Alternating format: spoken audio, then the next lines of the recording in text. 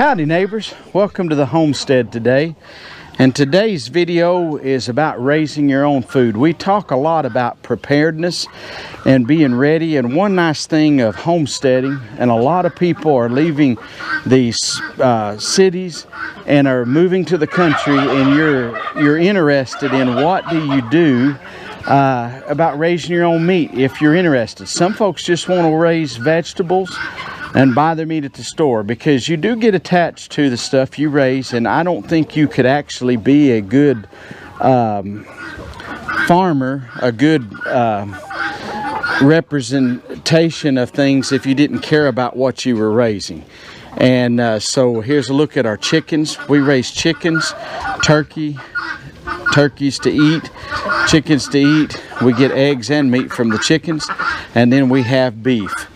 So you get attached to them. You can't help but you're going to get attached to your animals. So some folks cannot handle that, and so just to keep that in mind. So some people would rather just raise vegetables. Some people only eat vegetables, so you wouldn't need to raise meat if you're a vegetarian. So anyway, I just tell you a little bit what we do here on our homestead. Of what we raise, the three meats that we raise. Over here's our turkeys, and the turkeys, those are our Thanksgiving turkeys. There's 4 toms in that pen over there. Here's one of our breeding toms here. That's but there's 4 in that pen, and we've got, I think, 6 roosters in that pen also, big roosters that we will use for stewing and stuff like that. But this is our laying flock here, and I've increased the number this year of pullets we're going to be keeping, and I lock them up at nighttime. They go in this little house. There's a little door right there. We lock them in there because we do have a lot of predators. And I have a top up here. I can keep them locked in here. They can't fly out if I want to. I normally let them out through a little door right over here, and they can eat anywhere they want to. But I put in some young pullets in here yesterday, and so I'm getting them used to where they need to go to bed at. We call it roosting. So they'll go to roost in here in this house tonight, and some may want to stay out here because this is their first night here.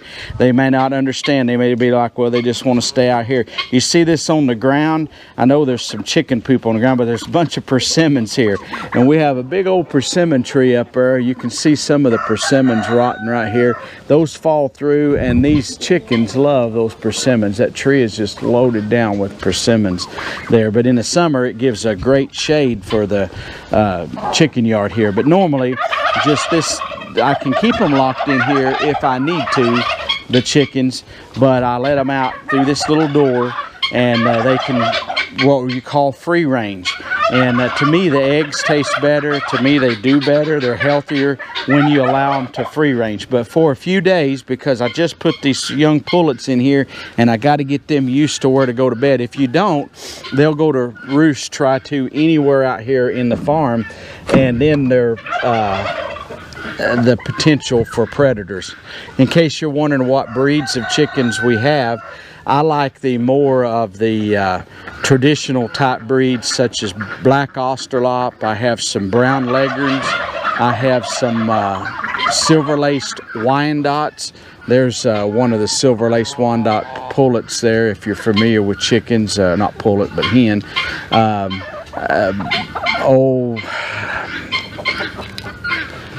I also like barred rock chickens. I like chickens that would be a good dual purpose breed. I had mentioned brown Leghorns. They are not a good dual purpose breed. You can eat them. There's nothing wrong with eating them, but don't get as big. And they're made more for egg production. They're pretty chickens, but we actually got them by accident. We were told that they were those Morcone chickens. I can't even pronounce the name right now, that lay the really dark brown eggs. Well, we were told that's what they were at the feed store. They grew up and they're actually just brown Leghorns. So we got I think 6 pullets out of them, and they're actually leftovers from last year, so they're 2-year-old. And like I say, they really lay. We have some of the Americanas, which lay the colored eggs, the olive colored eggs. We really like them, olive or bluish colored eggs, and they are really tame. They don't set either. And when I say set, some refer to that as broody. And what I like to do, because of homesteading, I like to have varieties that are multi-purpose. They can produce you eggs, you could butcher them for meat, and also they will go broody so that they can raise you more babies. And some of the old timers that used to live around here told me about back in the day that they lived off of chicken. If it wasn't for the chickens, they would have starved to death. They would set the hens and they would hatch off babies because the hens would go broody. They'd put a dozen eggs under an old hen, let her hatch that off. If they had 2 or 3 hens setting at one time, they would try to get them all to hatch about the same time, give all the babies to one mama, and reset the other hens so that they could really get a harvest of chicken. Around here, that was the main meat source, was poultry. The other meat source that was big around here was hogs, and we do not have hogs yet, but we are planning on getting hogs. I have raised hogs, and we're looking forward to that. Nothing better than country pork. When I was growing up here, I was raised on this place, and we butchered at least a hog every year, and sometimes 2 or 3 hogs. Everybody around here raised hogs, and you fed them your scraps, and we fed them shorts, if you're familiar with what shorts are. Some people used to make cornbread out of shorts. Some call that poor man's cornbread.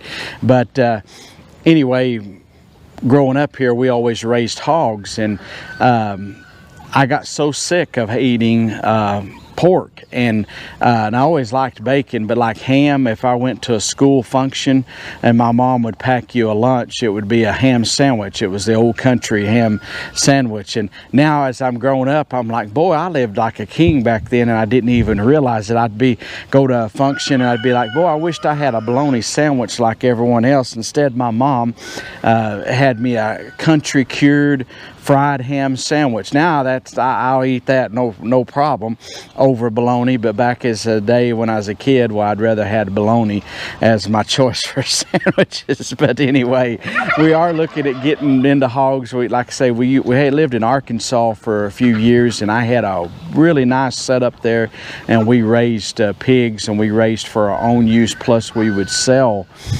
pigs. Just to tell you a little bit about poultry, my recommendations, if you're a lot of people, I mentioned this earlier, you're moving from the city, you're moving to the rural area, and you're wanting to get started. And I've had some ask, how would you go about starting with poultry?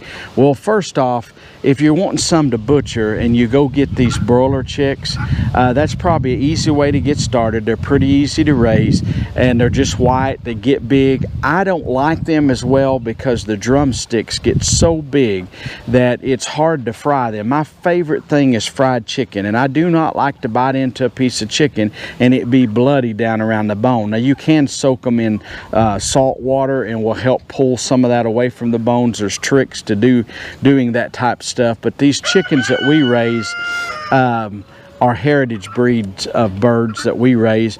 They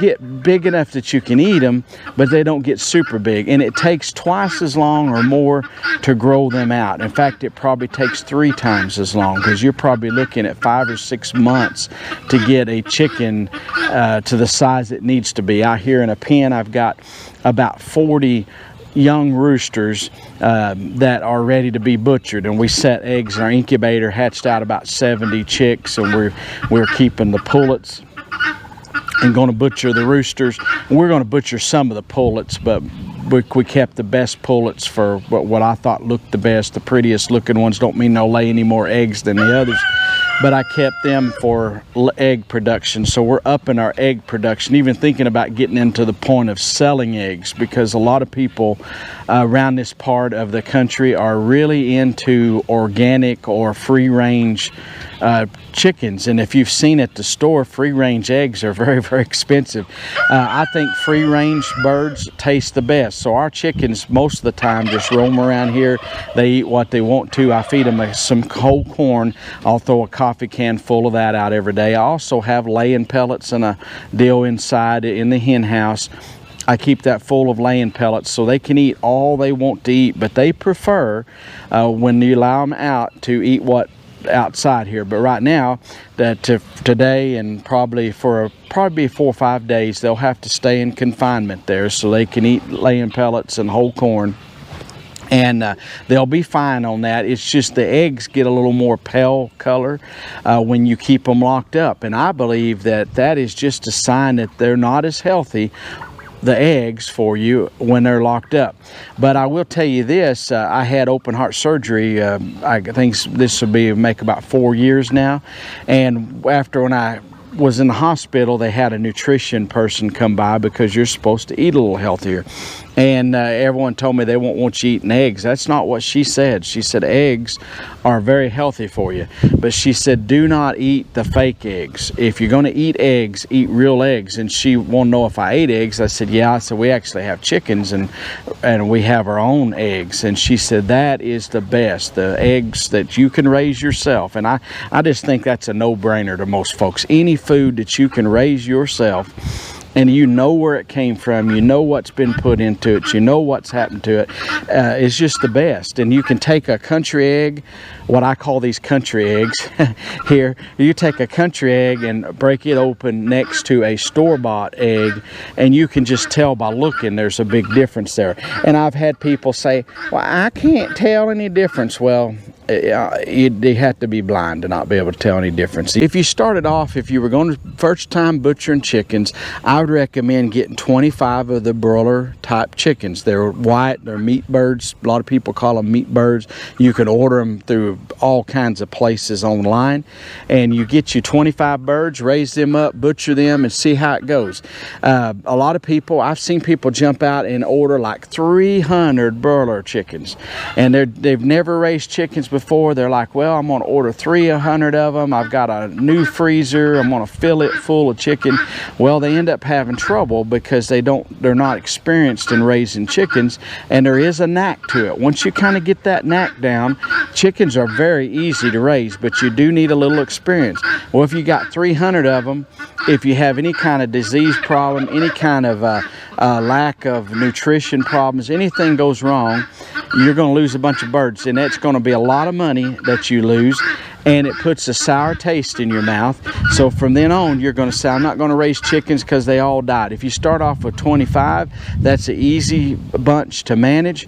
Do that the first year, butcher them, see if you can handle butchering chickens. Some people cannot handle butchering animals. The smell when you butcher a chicken, when you're taking the guts out and stuff, to some people that doesn't bother me at all, and it doesn't. My son, it doesn't bother.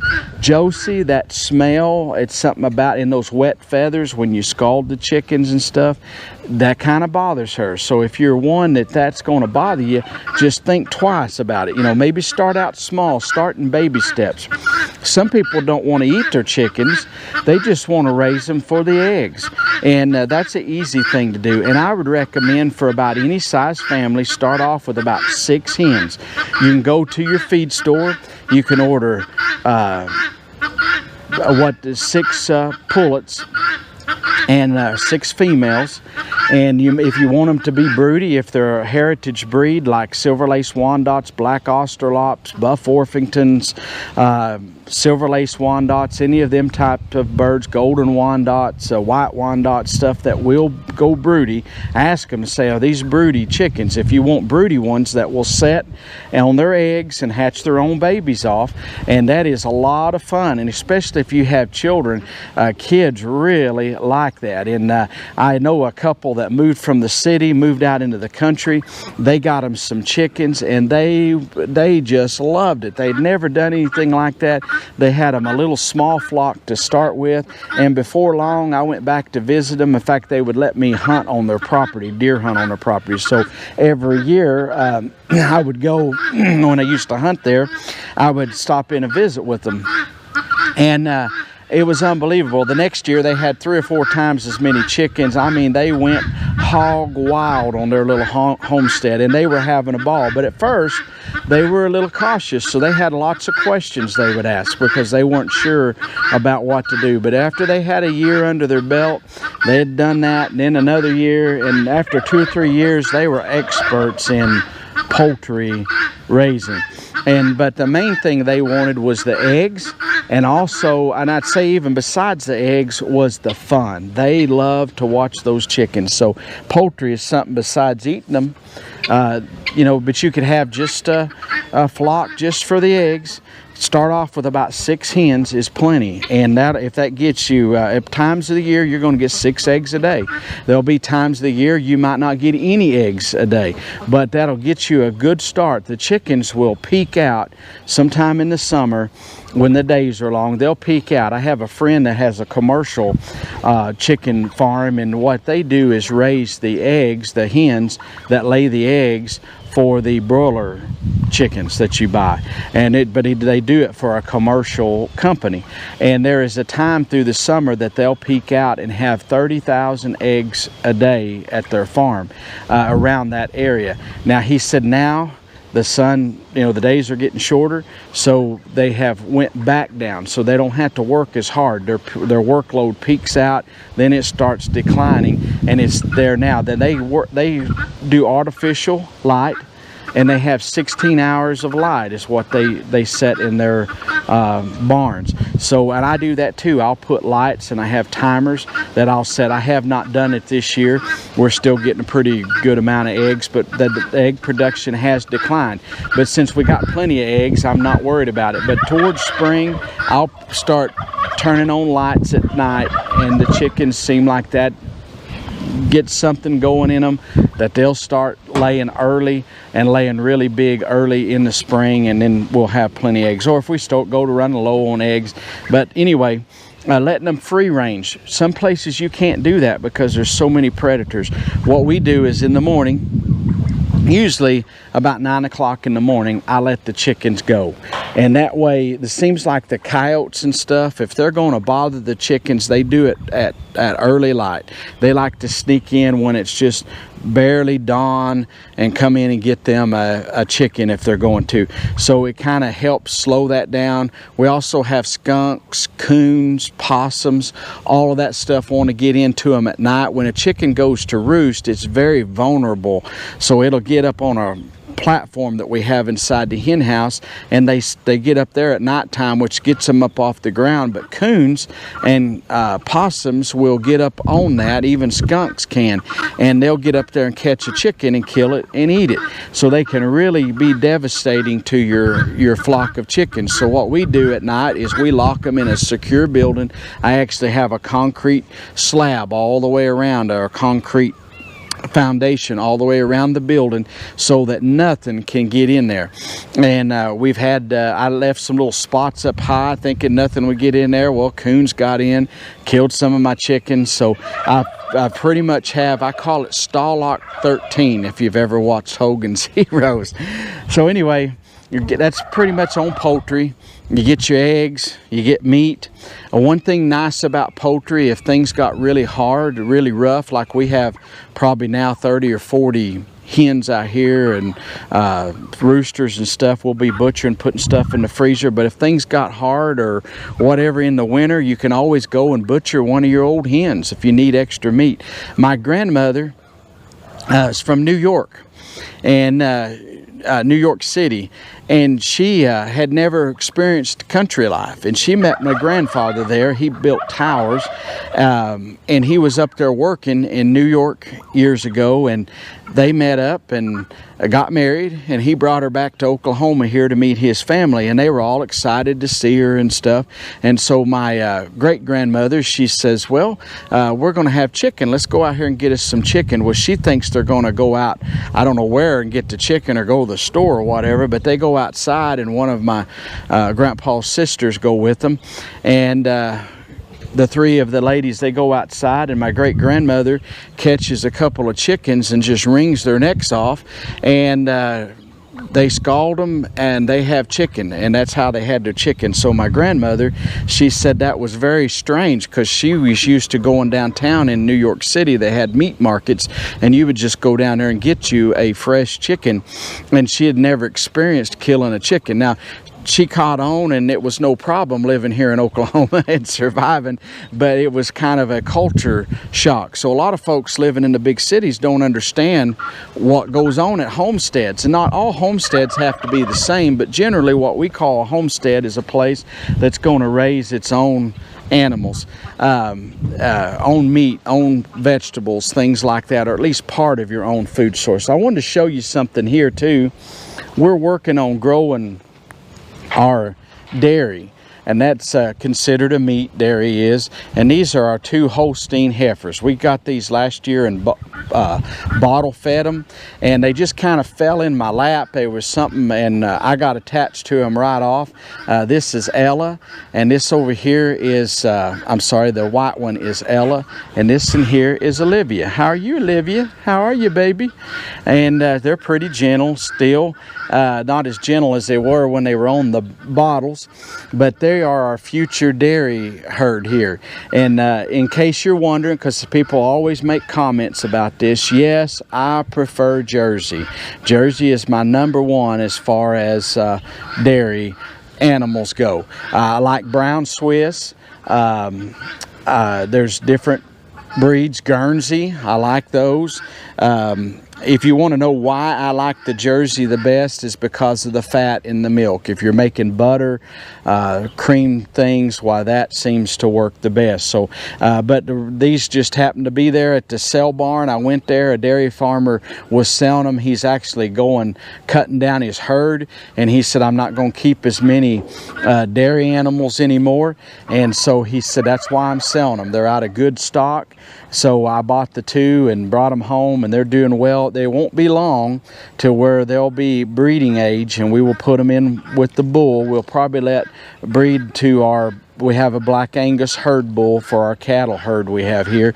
So we will probably put them in there and let them breed to the Black Angus bull, because we usually do not keep the first whether it's a heifer or steer, their first baby, we usually do not keep out of our animals. Not to say you can't, but we just usually don't. It seems like they don't do as well, and then that second and so forth, then we'll start keeping if they're heifers. And we may, their second breeding, we may get like a Jersey bull and bring in here a young Jersey bull and breed to them, or take them somewhere to somebody that's got a Jersey bull, but take and get them bred that way. And then we would have half Jersey and half Holstein, and I've had that before. That works very well if you're familiar with dairy cattle. But 2 milk cows will be way more milk than what we need.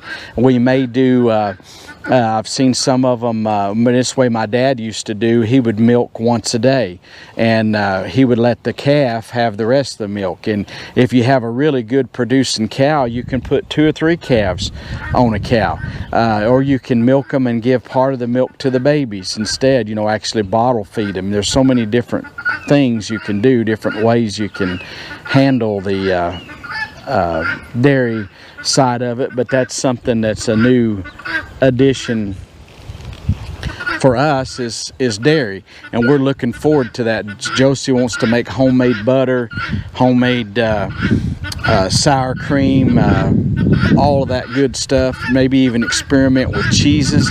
So I just don't know that I want to get tied down to milking twice a day. And so there are remedies to that. Your cow needs to be milked regularly, though. If you're going to milk a cow, it's been my experience in the past, if you're going to milk a cow, if you're going to milk her at 7 in the morning, you need to be milking that cow at 7 every morning. That's just the time you do it. And then in the evening, if you didn't want to, throughout the day, you could turn a calf out and then lock them up in the evening and milk once a day. You can do that. That works, and it has worked. Used to work for my dad. That was fine. I used to raise baby calves, bottled calves, but we actually, instead of raising them on a bottle, I had 3 or 4 dairy cows, mostly Holsteins, because I could get them at a good deal. I had Jerseys too at different times, but I would raise 3 or 4 calves at a time on each cow. and I would feed them, have them come in twice a day in a little lot. Their babies would nurse, and then I would keep the babies inside and let the mamas go back out, something that I used to do. Another thing we do here is raise our own beef. So I've talked about the chickens, talked about turkeys, rabbits. I don't know if I hit that or not, but I'm going to mention it again. If I realize I've said it twice, I'll delete this off. We used to raise rabbits. We just kind of got tired of that. Some of you have asked about the rabbits, and I just kind of got tired of raising them, and I stopped. And that's okay too. If it's something you kind of get tired of, you don't want to do. But rabbits are very easy to raise and something you can raise in a garage. Quail, we're looking at expanding and adding quail, and we're actually setting things up to raise quail. May even start a little quail business of selling the eggs and also raising the meat birds to eat on. And that's something you can do in a garage. You don't need a whole lot of space to raise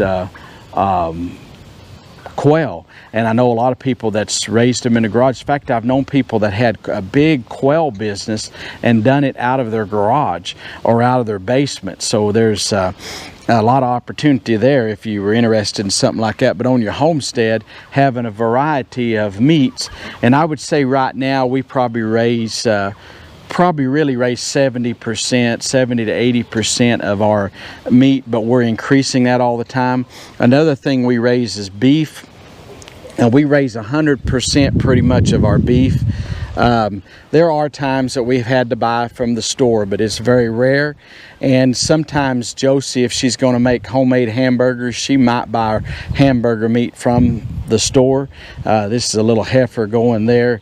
This is a little heifer, and they have white tags in their ears. They're heifers, and they'll probably be kept back for herd replacements, those little heifers. But but because we're in the cattle business, you might say we're a small time rancher here, but because we're into the cattle ranching, we are able to one of the perks of being in the cattle industry is raising our own beef, and that kind of is our paycheck, you might say. We get paid for our stuff, but by the time, some years, the time you pay for all the feeding and everything else that you have to do, a lot of years you don't come out with much extra money, profit. I know that's a dirty word to some people, but I like to make a profit, and so some years we don't profit as well as we do others, but we always end up with a beef. So if we end up raising our own beef, 100% pretty much of that, you figure that over the year, the cost of that, well, that's profit. And so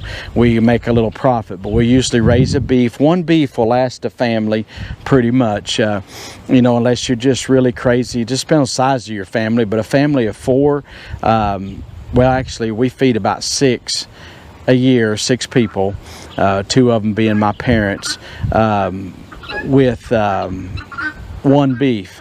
And so right now we was going to butcher 2 beefs, and this spring, well, when I tried to get, I already had one scheduled, and then I found I had another one here that would make a good beef. So I called, and he said, well, it'll be several months before you can get the next one in.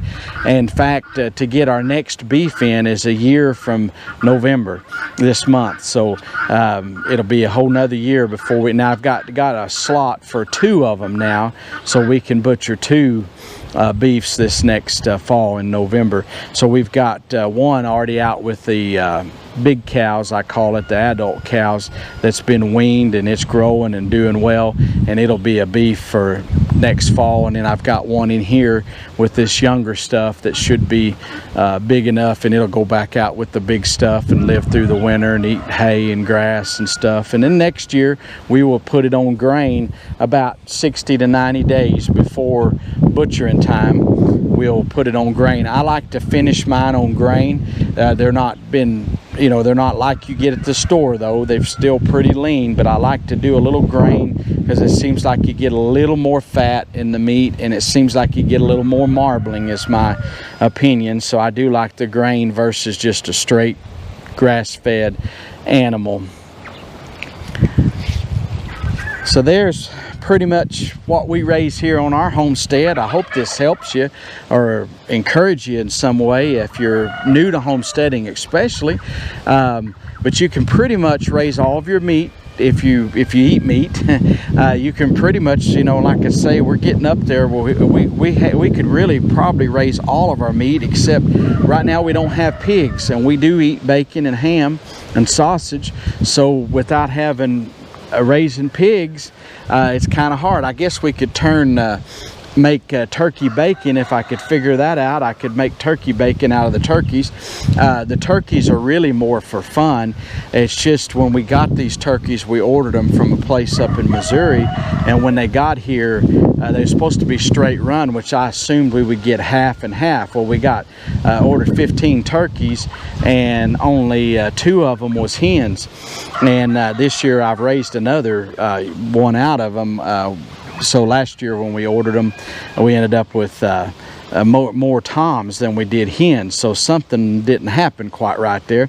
But nonetheless, they all lived and raised, and they've done good. So this year we're going to try to have a fresh turkey for Thanksgiving. That's coming up pretty soon. So we're going to butcher one of these. I'm planning on deep frying it in the turkey fryer, and we're going to see how a fresh, never frozen turkey would be that we raised here on our own homestead. But that kind of gives you a run through of what we're raising here: the turkeys, the chickens, the beef, and if we had the pork, we would get up to about, like I say, about 100% here. And that's kind of a goal of ours, just a fun goal to do. It's not something that we have to do, but we're like, hey, if we could get to where we raise all of our own meat, wouldn't that be something where you didn't have to buy meat at the store? And the biggest thing for us, besides enjoyment, we just enjoy farming. We enjoy homestead, and I guess you could call this a micro farm, but we just love it so much here, and we have such a wonderful time with it. And it's just something that I can't put in words how much enjoyment we get throughout the year. I'll tell you about chickens. We had a little hen, an Americana hen, several years ago. She lived and laid for 3 or 4 or 5 years before she finally just died, and I think she just kind of died of old age. But she got to the point that she would lay a double yolked egg. That means you have 2 yolks in the same egg. She laid every day clear up to pretty much till the time she died, and one morning she was just dead, and I assume that she just died of old age. I really don't know what happened to her, but she laid longer than what they would normally say. And we named her Vivian, and we called her Vivi, and we just loved that old hen. And so you get attached to your animals and stuff, but she would come up on the porch. If I was sitting on the back porch, me and Josie, here she'd come. I wish we'd have made videos of it, but she'd come up there, and I kept a little coffee can of scratch grain, and I would feed her a little can of scratch grain. And those little Milo seeds, the little red ones that are in your the feed, she loved those things. And the chickens, a lot of times, our chickens don't want that if you feed them scratch grain. They pick the corn out and other stuff, but she did. Vivi loved those little seeds, so she'd come up there and eat her a bunch of those. And at night, she got to wanting to roost, go to sleep there on the little table between me and Josie where we sat at. So we'd be sitting on the porch, and here she'd come up there and just fly up there and sit, and that's where she'd spend the night. And I was afraid something might come up on the porch and get her, because one day we'd had a coyote come up when our dog was little Foxy.